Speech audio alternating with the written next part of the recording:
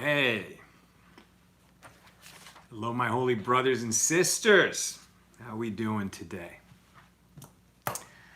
I believe it has already ended in Israel, but it's still daytime here. So we take another opportunity to wish Israel, the state of Israel, a very happy 72nd birthday.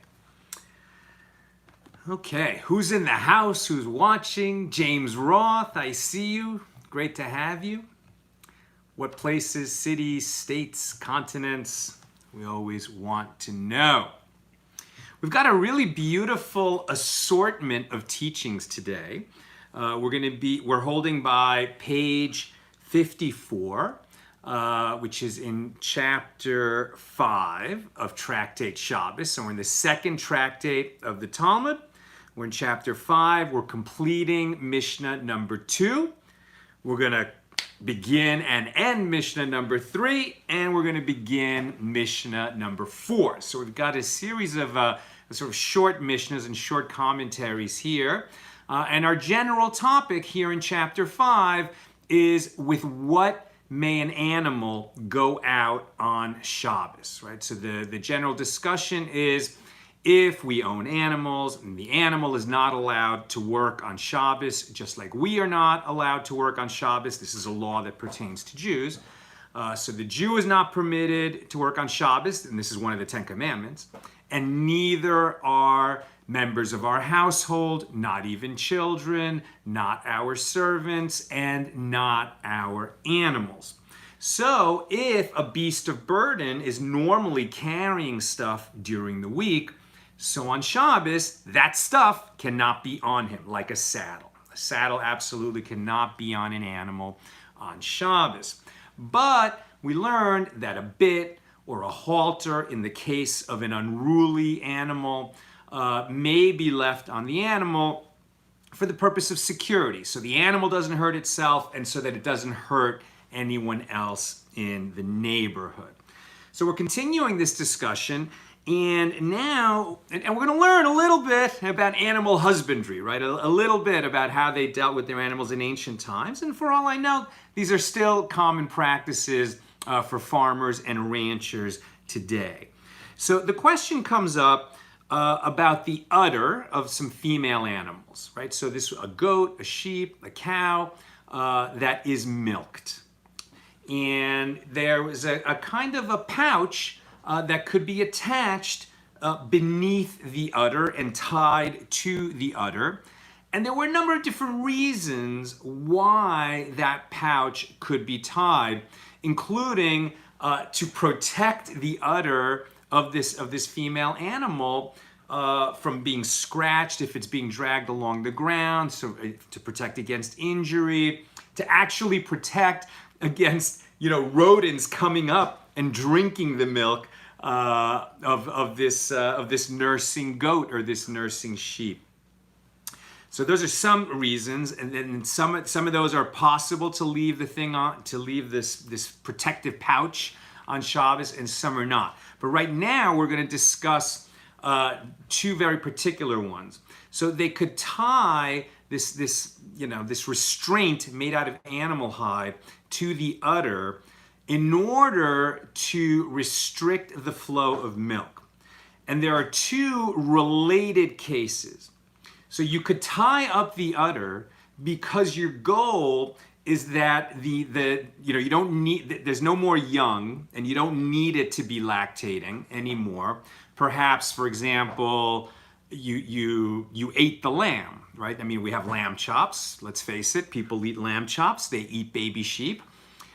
So now the mama sheep doesn't have a baby to nurse anymore. And what the farmer might want to do is to restrict the flow of milk into the udder of the sheep so that it will return to being a fertile sheep once again. While the sheep is nursing, it can't get pregnant and have more babies.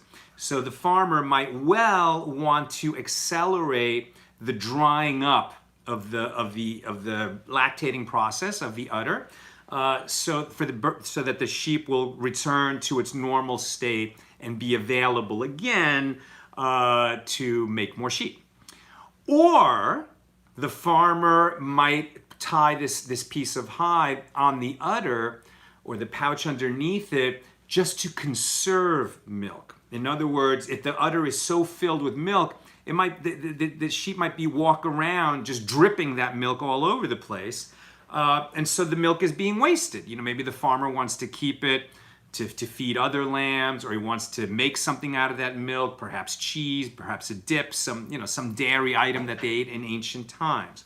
So these are two different purposes. In one case, something is tied on the udder to restrict it so that the sheep so that the milk will dry up. And in another case, something is tied onto the udder just to conserve milk so that it is not lost and wasted. These are different cases, as we'll see.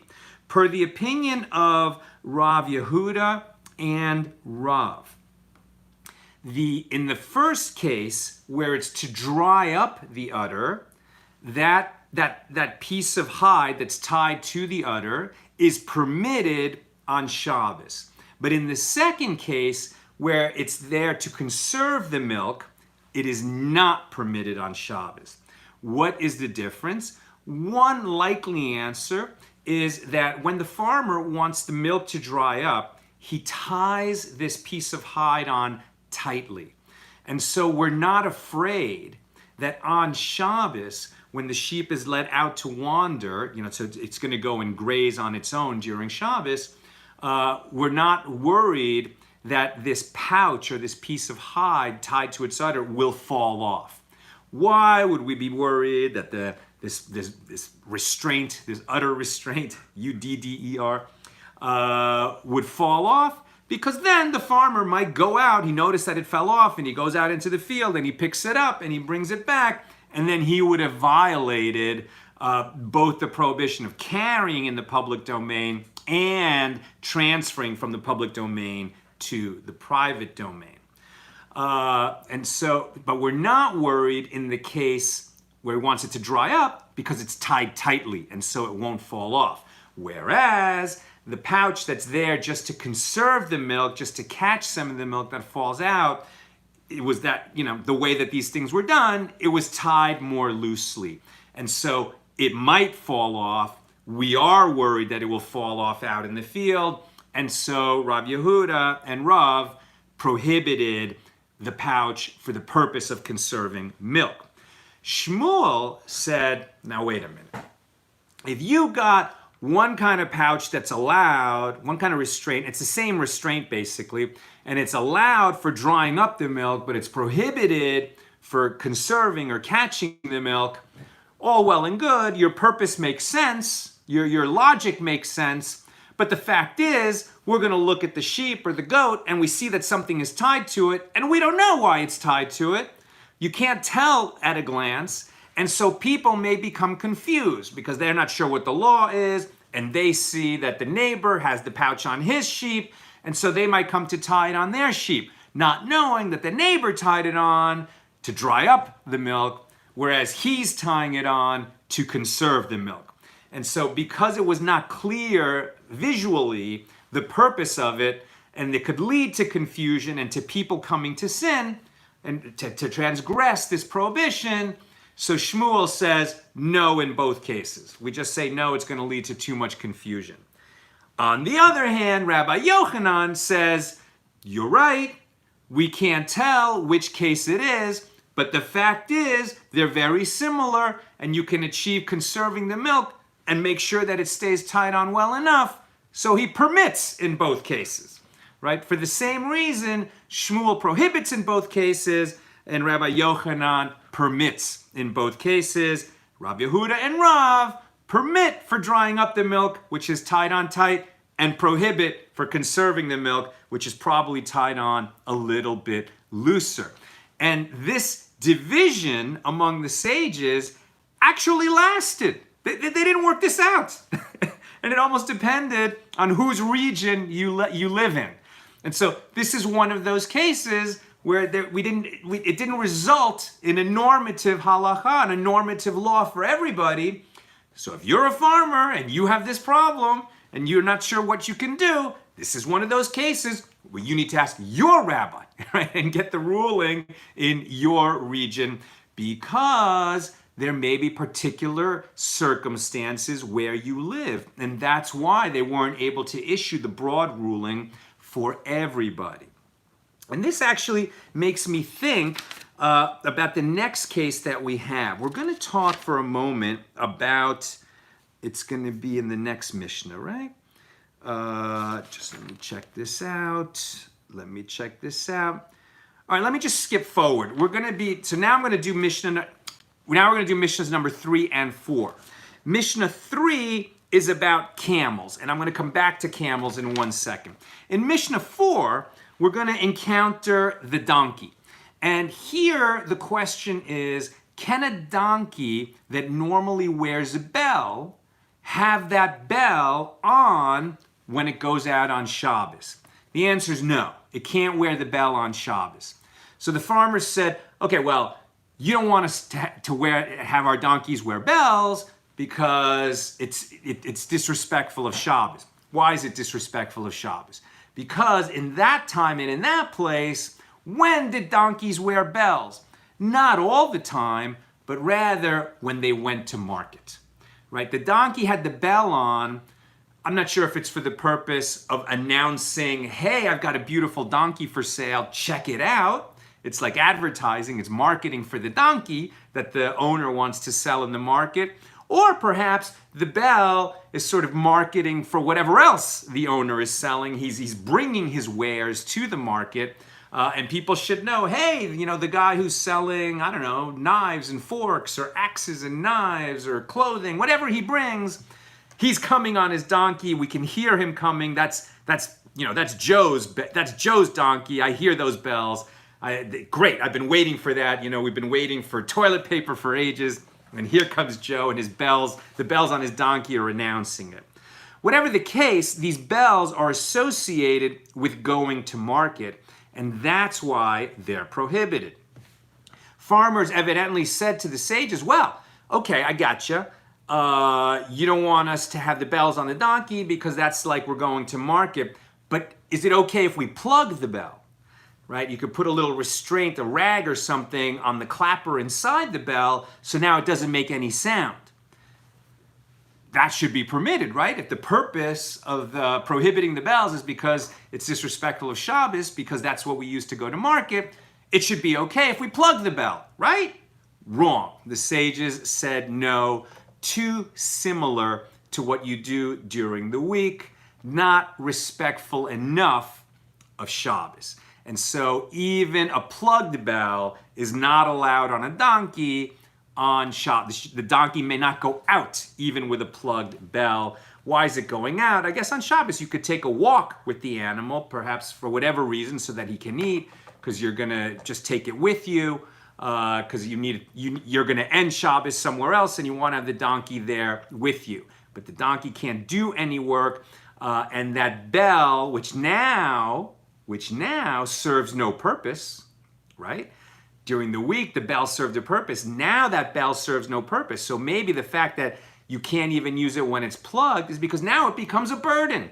What's that bell on the donkey for? It's not an ornament. Ornaments in most cases are not allowed either. The point is, the bell is a burden. It's not allowed on the donkey, and it's too much like the weekday purpose of going to market. It's not just a beautiful thing for the donkey. And that made me wonder, and this is why I'm skipping forward to the 4th Mishnah for a moment. It made me wonder, have you ever been in Switzerland? If you're ever in Switzerland and you take the train through the mountains, or you're there in the summer especially, and you go hiking in the Swiss Alps. First of all, I mean, that's a place where you're going to say blessings to God constantly because it's so beautiful. It's so bucolic and beautiful there. But one feature of what goes on in the Swiss Alps is that there's lots of farms up there, and the farmers own cows, and they let the cows graze freely on the hillsides, on the mountainsides. Every cow has a bell around its neck. And if you're ever there on a beautiful, quiet summer afternoon, like I was once years ago, and you're on that hillside. You just, like you stop your hike and you sit down to maybe, have some wine, baguette and cheese. And you just, you sit very still for a moment, and you hear this incredibly beautiful melody of like, close and far, hundreds of bells, just chiming a little bit here and there, slow rhythm, out of rhythm. It's like a symphony. It's gorgeous. Why are you hearing the bells? The cows aren't moving. It's really hot in the summer, but the flies are bothering the cows enough that they swish their tails to get rid of the flies. And that's enough movement to make the bells ring a little bit. And it's like this gorgeous situation, where the flies bother the cows a little bit, they swish their tails, the bell rings, and it's like boom, boom, boom, boom, boom, boom. It's almost like wind chimes. It's very similar to wind chimes, but there's so many of them on the hillsides. It's just gorgeous. Why am I talking about these Swiss cows? Because I would imagine that the bell on a Swiss cow is not because you bring them to market. The bell on a Swiss cow is so you can find the cow when it goes wandering on the hillside. Maybe some of the cows wander a little bit too far, and now you can track them down. You can hear them, right? So I think that the bell on a Swiss cow is related to security rather than ornamentation. And so I think that's a case where even though the donkey bell is prohibited on Shabbos, I'm guessing that the Swiss cow bell is probably permitted. I don't know. You can't take my word for that. But that's a situation where the farmer in Switzerland, the Jewish farmer, would have to ask his rabbi, can I leave the bell on my cow on Shabbos, right?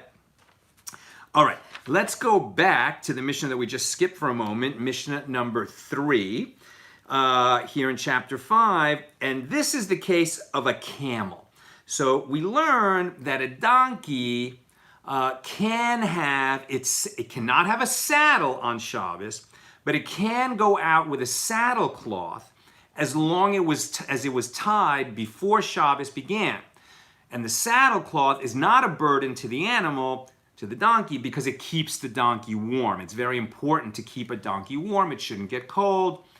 So as long as that saddlecloth is tied on the donkey and tied before Shabbos began, the donkey can go out into the public domain with that saddlecloth. With a camel, there's an extra measure of protection necessary in order to do the same thing. The camel, for whatever reason, I think the camel is probably a lot more agile, and it can probably reach back and with its neck and like adjust whatever is on its hump. So if you want to have a saddlecloth on a camel, it's only permitted if you tie it to both the hump and the tail. Is it the tail or the neck? I think it was the tail. The neck. So if you want to put a saddlecloth on a camel and it's going to go out on Shabbos, it has to be tied to both the neck and the hump. Clearly, the reason is that we're concerned that the saddlecloth will otherwise become detached if it's only tied to the hump or only tied to the neck, and then it would fall off the camel, and the owner might come to pick up the saddlecloth. He can't now tie it to the camel. He doesn't want to lose it, so he might come to carry it, and then he would be violating carrying in the public domain and possibly transferring from the public domain to the private domain. We also learn that the camel, I guess one thing camels could really wander off. The camels can go and go and go, right? So the owners of camels were often very concerned about the camel wandering off, and they had additional measures for restraining the camels that they wouldn't even do with other animals. So one of them is called akud, and that's where they would tie the front leg to the back leg of the camel. I think loosely. It's not like it was, hog-tied. But they would tie a rope from the front leg to the back leg so that the camel couldn't go too fast or get away, right? The interesting thing about that is it's called akud, similar to the word akedah, right? Similar to the root of the word for binding which we recall that Abraham bound Isaac when God tested Abraham and said, take your only son and sacrifice him. Something people don't often realize is that when Isaac was bound on the mountain and Abraham was tested to offer his only son that he loves as a sacrifice, Isaac was 37 years old. So Isaac, was aware what was going on and was participating in it. It was both Abraham and Isaac who were willing to go along with this sacrifice if that's what God wanted. And of course, that isn't what God wanted, and he let them know that they had passed the test, as it were. But the binding of Isaac is the same word that's used for the binding of the camel. And interestingly, the rabbis, as they're discussing this, argue about this word and a few other words, which, like in the Mishnah, is translated into English. They don't translate these other words, which refer to binding the front legs to each other, all four legs, the front leg, or binding the lower leg to the upper leg. And the rabbis argue about what those words exactly mean. Even they're not sure what they mean. And so we get this sense that it's like they're in their academy trying to figure out exactly how the law is going to work. But they're very mindful that the laws that they're figuring out are not academic exercises, right? They need to promulgate the law so that the people everywhere where they live are going to know what to follow. And so the rabbis in the academy need to know what are the people doing and what words do the people use to refer to these practices. So the sages had to be students not only of the Torah and of Scripture, they had to be students of the people and of their practices and of the language that the people use to refer to their practices. Do I have something else on the camels? Another, in Mishnah number 3, another prohibition is that, so you could lead a camel, right? So you could have a rope on a camel. That's for security. That's not a burden on the camel because you can use it to lead the camel from one place to another. You could not tie one camel to another. You have this image of a caravan, right, going through the desert. And let's say 5 guys might have 100 camels in their caravan. And so the camels are often tied, right, the nose of one to the tail of the next. I mean, not the nose to the tail, but a rope in the front, at the front of the camel tied to something at the back of the next camel. And so ropes connecting, the front of one camel to the rear of another, and the front of that camel to the rear of another, and it's like a camel train. On Shabbos, you can't do that. You cannot tie one camel to another so that you could lead one camel and the other camels will follow the first camel, you lead them all along. Why? Similar to why you can't put the bell on the donkey. Camels roped together into a camel train suggest you're going to market. You're going to do something commercial. You can't do that on Shabbos. It disrespects Shabbos to even suggest you're going to give the appearance of doing business, doing commerce on Shabbos. So we don't tie camels to each other in a row. No camel train. Interestingly, but let's say you have 2 or 3 camels and you need to get them from one place to another, which is permitted on Shabbos. So you can't tie them to each other. Okay, let's say you have 3 camels and they each have a rope, right? Like extending from their bit or their halter, their harness, whatever you're using to lead the camel. And now you've got these 3 ropes, right? Now, you can lead 3 camels. You can hold 3 ropes in your hand.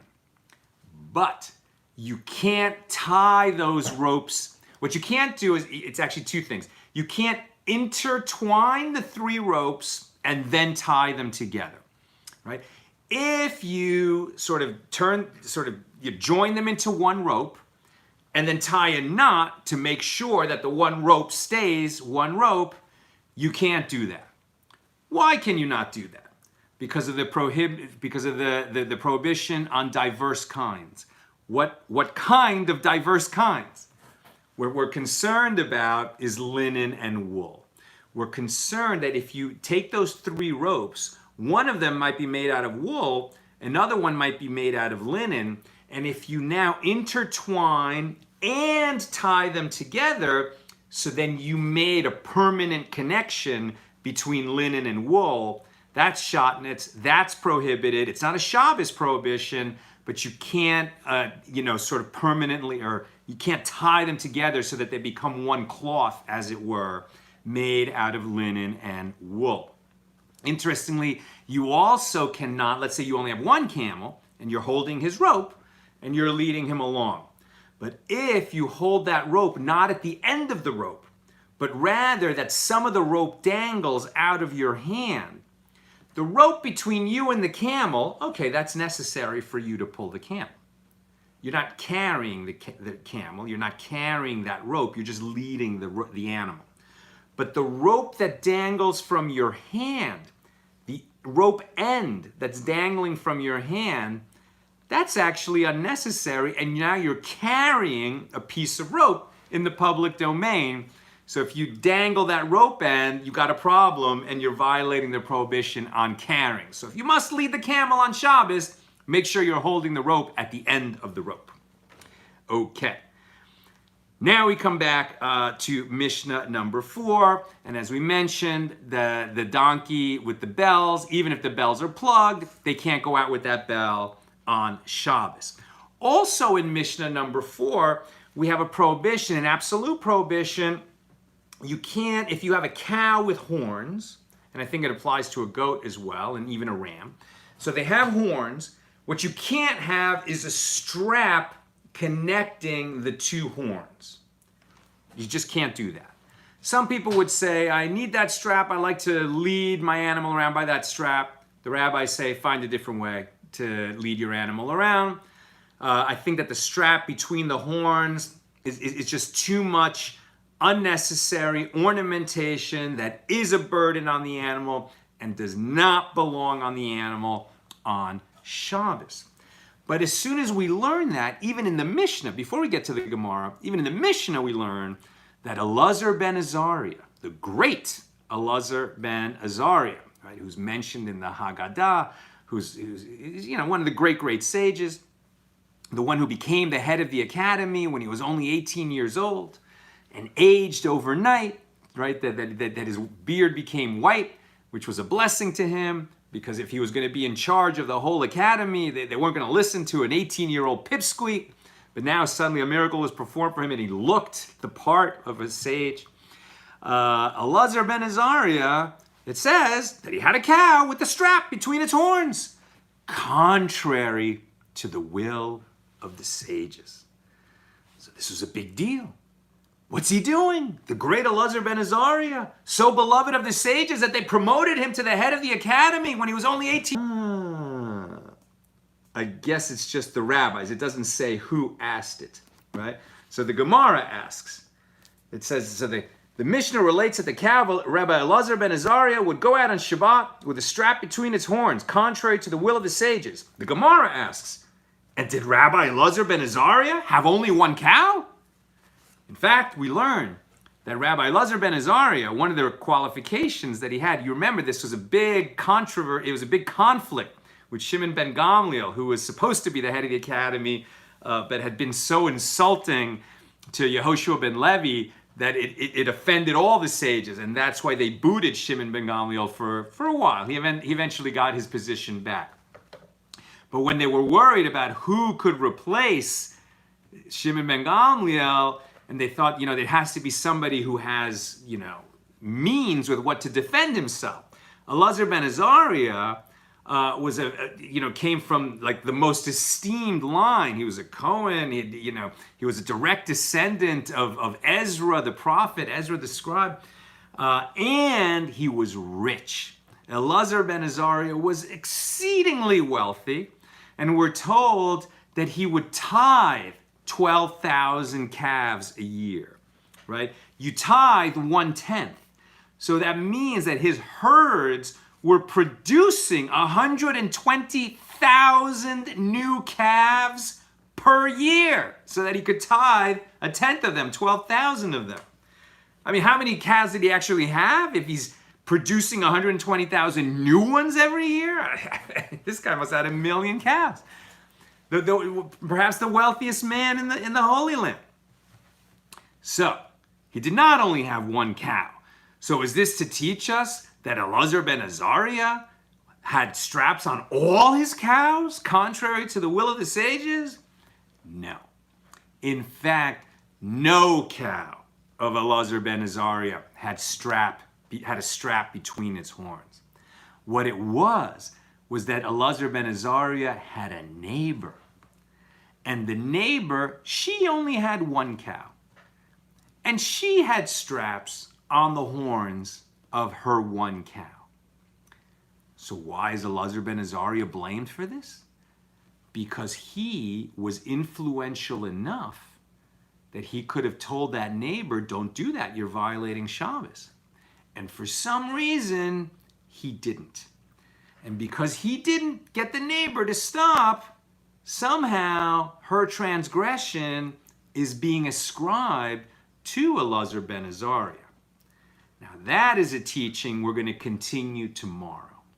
When is a person going to be saddled with the liability of a transgression committed by someone else? That's something we're going to discuss, God willing, tomorrow when we continue with page 55. All right, let me check the comments here. And while I start to do that, and you're thinking if there's any comment you want to add or question you want to ask, let's just join together and pray that everyone who is suffering from the COVID-19 plague, that they should have a complete and speedy recovery. And if they're suffering from any other illness, they should have a complete and speedy recovery, especially if it's someone we love and we're praying for them, we're praying with all our hearts. Everyone who's a loved one of a member of this community or someone we know, someone we're praying for. We posted earlier today a list. I usually read, in the past I've read the list on the video. I think now we're going to try something a little different. I posted the list so you can give an amen on the prayer for everyone who's specifically mentioned on that list. And if you'd like us to add a name, you can message us with the Hebrew name of the person. If you don't know their Hebrew name or they don't have one, their first name and the initial of their last name. Okay, and so we pray for their healing and we say amen. All right, let's see what I've got. I thought there were some questions here. Melissa says it's obvious none of those rabbis experienced mastitis firsthand. I'm not sure what mastitis is. Let's see. Anne says, if the milk is conserved, it's false economy as production keeps pace with consumption. There was also a question in terms of conserving milk, right? Putting that pouch under the udder so that milk isn't lost. If it's gathered on Shabbos, you're not allowed to milk on Shabbos, so there's a concern that milk that was gathered on Shabbos, you can't drink it. What are you going to do with it anyway? So that's another reason why that pouch would not be allowed. Melissa says, I hope special permission for animals dealing with mastitis. Oh, is mastitis, it must have to do with the breasts, right? Like mastitis must be enlarged breasts that they're lactating. I imagine that's what the word means. I'm just not familiar with it. But she says, I hope special permission for animals dealing with mastitis were granted. A small mercy, milking on Shabbos, saddle schmaddle, and abscess is much more of a distraction from the joy of Shabbos. So that's a great question. If the animal is suffering from an enlarged udder, could we milk it just for its well-being? What an excellent question. I don't know the answer. I'm guessing. First I'm wondering, is there a way that the animal can be relieved? You know, could other young be brought to drink from it so that it would happen in a natural way? Because we're careful, right? So one of the things, we didn't talk about this so much, but in terms of medication, we talked about amulets for animals and for people. But in terms of medicating on Shabbos, to save a person's life, no question. Absolutely, you take medicine. But for example, if it's just a headache, then that could go either way. And the reason is, in the old days, they were concerned that if we take medicine on Shabbos, that a person will come to grind medicine in a mortar and pestle. And if that medicine could have been ground before Shabbos, it shouldn't be ground on Shabbos. To save a life, you do it, no question. But if it's just to alleviate discomfort, questionable. And so, it's like a sliding scale. And where do we get to a discomfort that's so great that the person's in agony, in which case, it's not to save a life, but to relieve agony? Yes, I'm pretty sure we allow that. But there's so many nuances in this. I'm not sharing the ruling on this. I'm not even prepared really to discuss this right now. I'm just telling you what the concerns are. We're concerned about medicating or the appearance of medicating on Shabbos because of that concern that somebody might come to grind medicine on Shabbos. Of course, we give way for saving a life. And the question is, when do we go from, something that's just for alleviating discomfort to the critical kind of care that we allow the violation of Shabbos? So Anne says, the Swiss cows come to mind when I read this portion of the Talmud. Sheep often have bells to protect them from predators like coyotes. Good. So I suspect that kind of a bell for security probably is allowed. It probably is allowed. Rita says, Sal, it looks like you're sitting on the other side of the room. We're just having a problem with this camera. I'm so annoyed. It's backwards, right? I mean, I know that the screen looks backwards, and it's very, very annoying because for whatever reason, the Facebook app on my phone, if I flip it properly the way I was doing for months, then it looks all distorted like a funhouse mirror. We're working on a new system I'm going to set up with Vimeo, where we're going to stream both the YouTube and the Facebook versions together. But I haven't been able to get a person from Vimeo on the phone because their staff is so limited and there's so much going on with video. So please excuse those problems. Tamara says, hi, Sal, about sacrificing first fruits. Why a male donkey was replaced with a lamb. Exodus, thank you. Okay, so the Bechor is different than the first fruits. The first fruits, right? So that's a tree. We don't even eat the fruit of a tree in its first 3 years. In the 4th year, we would bring the first fruits to Jerusalem, and that was necessary in the Holy Land. Even today in the Holy Land, some people go by this, some don't. The Bechor is something else. It's similar, but that's the firstborn of a particular female's womb. And for certain animals, those also would be sacrificed. In the case of a donkey, we don't bring a donkey as a sacrifice on the altar in the temple. And I believe that's why there would be a substitution for the donkey of a kosher. The donkey's not kosher, right? And their only kosher animals would be sacrificed on the altar in the temple. Melissa says, sounds like some Lashon Hara was going on. You mean in the case of Elazar ben Azarya? Could be. Mastitis infection. Yes, thank you. All right, that's what I've got for us today. Oh, Melissa, one last comment. Constriction and sudden forced weaning can easily cause mastitis, which is an infection and can absolutely threaten the health of an animal, certainly leading to medication, sometimes needing surgical intervention. It's painful and not a trivial discomfort. Yeah, I mean, I'm sure that you can do whatever you need to do. I mean, in fact, almost all the opinions, not Shmuel, but everyone else agreed that, for drying up the udder, you could do.